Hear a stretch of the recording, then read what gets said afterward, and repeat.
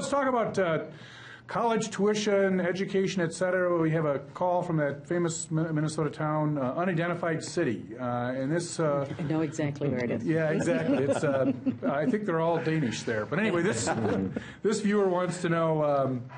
viewer's concern is about the governor's free college, I should say, I guess it's the Senate's plan, free college tuition. This person wants to know whether or not it should be restricted to students with a higher grade point or those working full-time. Since I think it's a Senate DFL proposal, maybe we start with you, Senator Carlson, and we'll go around the table here and see what people think about it. It's for two-year colleges, right? Yes, it's for two-year colleges, right. And it's intended to be for technical careers. So it's kind of like what we used to have as technical trade schools. And it's to give all students the benefit of having that two-year post-secondary education. People that go to four-year colleges, they generally will have different funding mechanisms that they can use, and plus what we want to do really is to give access to the classically underserved population. So you could probably compare it best to the old technical school model that we had in Minnesota probably 20, 30 years ago. Something. Actually, I think it's longer ago than that, because Yeah, you could attend for free, as I recall. That's but right. that was when I was a student in high school, and that's like 40-some-odd years ago. Yeah, So yeah. We had just a huge number of technical schools at that time that people could go to and get technical, like tool and die, machinist, welder, all of those kinds of skills. And then those are really in demand now. And this is a way that we can try to fill that demand. But correct me if I'm wrong, my understanding of the proposal is it's not just focused on technical trades, it's anything at the two-year school, so that they could get their AA degree and spend 2 years and then go on and get a BA, but 2 years free. The original intent was technical careers, not not the artistic careers, not the cosmetology, things like that. It was supposed to be to fill that demand for technical people. Okay, but I'm not entirely sure. I haven't read the bill yet, but I don't know. But my understanding is for any two-year school, they can get any degree. College, yeah, any degree they can get, so that it could be state junior college, your 2 year. You could get your AA degree. So and it's the whatever. public schools, not the private schools. Correct. Right? Yes. No. Yeah. It's, And there's another one that's called the Pipeline Project, and that has a little different definition. well, that's kind of a And that's public-private partnership. Public-private partnership, correct? Yeah. Yes. Senator Fischbach, your thoughts on that? Well, I do have some concerns. I was chair of higher ed for several years and sat on the higher ed committee up until this year. I do have some concerns about what it does to the system overall, because we have a lot of four-year schools, private and public in this. U of M, President Kaler, has already expressed his concern about doing the 2 years free, because it really undermines, that four-year degree that people are looking for too. Not suited to everybody. Obviously, there's a lot for many people out there. They all have a little bit different things that they want out of school and out of life, but it really could do some damage, and to the system, in the sense that you would have all the people with two-year degrees, and what would happen with the four-year colleges, because you can go and get the AA degree there. But also the cost. And I don't know about the estimates, but both the U of M and MnSCU both have a lot of needs right now, and they are looking for additional funds, and that would take a lot of money. I heard an estimate of $150 million, but my understanding is that was underestimated. So who knows how much it would be to provide all of that, because it would be anybody who would graduate from a high school in Minnesota would be qualified for that. Representative Schumacher, your thoughts? Well, I think this calls attention to the big issue here, and that's the workforce development. And the fact that we have about 50% underemployment in the state shows that we need to really be looking at ways to direct things in another direction. And I applaud the Senate for taking such a bold move. I think found it interesting that President Obama made the very similar announcement just 2 days later, and so it's nice that he's taking the notes from Senator Bach and going from there. But it is worth looking at overall and worth having a thorough debate on, because we do have such a workforce challenge in the state, and we have plenty of jobs out there for the right skill set, but we don't have the right skill set out there.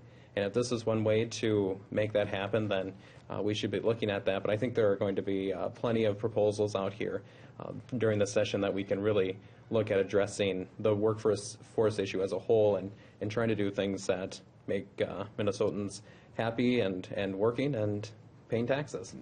Mr. Black? Well, I think it highlights some different problems that we have experienced, and Joe mentioned some of them, but our public school system in general, I think, moved away from technical and career kinds of education and more towards academic and aiming people at those four-year colleges. And we kind of neglected preparing people for the trades or the two-year. And I don't know if that's because of some of the futuristic thinking some years ago, where they thought we would have an economy that would be service or, information-based as opposed to the trades and manufacturing. And I think we've learned that our economy really needs to have those kinds of jobs in it to be successful. And so I think there is a recognition that we need to do something different. Last year, or 2 years ago, the House had a World's Best Workforce bill, which I think aimed at lower grades and trying to reinstate some of that thinking about career and technology and getting ready for students for those kinds of jobs and that kind of workforce. So I think it's a response to that. The other thing it's responding to, I'm sure, as well, is what we've seen with the growth of student debt and how difficult it is to get a start in your career if you have so much student debt. And I applaud the Senate for taking that on. I think it's an important issue that we need to address. And we used to be more generous as a state in helping students, not only at two-year, but at four-year colleges. And we should maybe rethink that. It's a real investment in our workforce and in our population to say we need these kinds of workers, we need these kinds of jobs, and we should help folks get that. Right, and I think that approach will be successful for us as long as we're engaging the current job creators in the state, so that we are actually responding to what they really want to and the skills that they see that they need. Yeah, that was one of the things about the World's Best Workforce I think that's really good, is it encourages school districts to really engage their communities in the kinds of jobs and careers that are out there for the students and get the students interested in those. So some good things are happening. I think we're going to be moving a lot more to some of the debt forgiveness too, the debt forgiveness and to get some of the greater Minnesota demand fulfilled too, for physicians, medical workers, hospital nursing homes. There's a lot of pressure for that too. Yeah. And again, a lot of those jobs don't pay enough to be able to retire a big debt. And we had that problem many years ago with teachers. So we brought in a forgiveness program. I think we still have an issue with teachers, especially in those trade areas.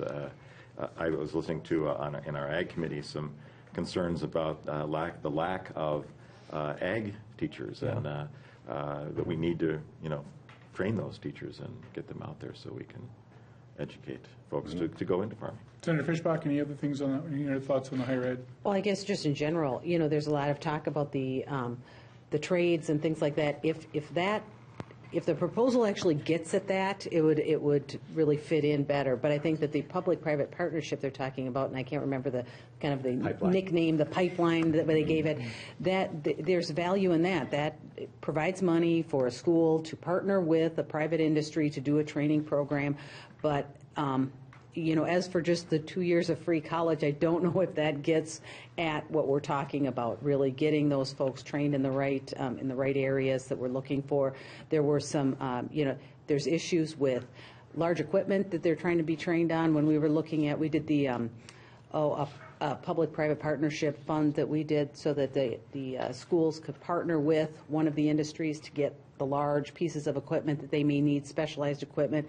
Those kinds of things, I think, would make a lot more sense than just, doing a free 2 years free tuition, but really getting the industries involved and helping focus on what we really need, and the kids being trained, or the students being trained. See, I shouldn't call them kids, should I? But the students being really trained on what industry is looking for, and some of those things that we could really do if there's needs in those areas. But I don't know not to not to disagree with the entire panel, but I don't know if 2 years free is exactly the answer that we would need to focus in on some of those school needs. Those I think you make a education very needs. good point, too, that there needs to be some skin in the game from the student also. But I need to go back to my own experience. I graduated from high school years ago and took a test, and I went to Dunwoody.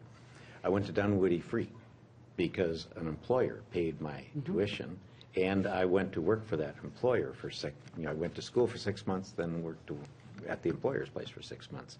And I was offered that without any strings attached. And I think that, we need to be sure that the employers are stepping up too. They have to have some skin in the game. The student has to have some skin in the game. And I think that some of the pipeline, as I recall, just reading the proposal, there's that the pipeline is closer to that than Yes. than the other is. And some of those partnership programs we can do, and getting both the student and industry and everyone involved, and not trying to force people into certain areas, but really making things available to what students want to do and what industry needs.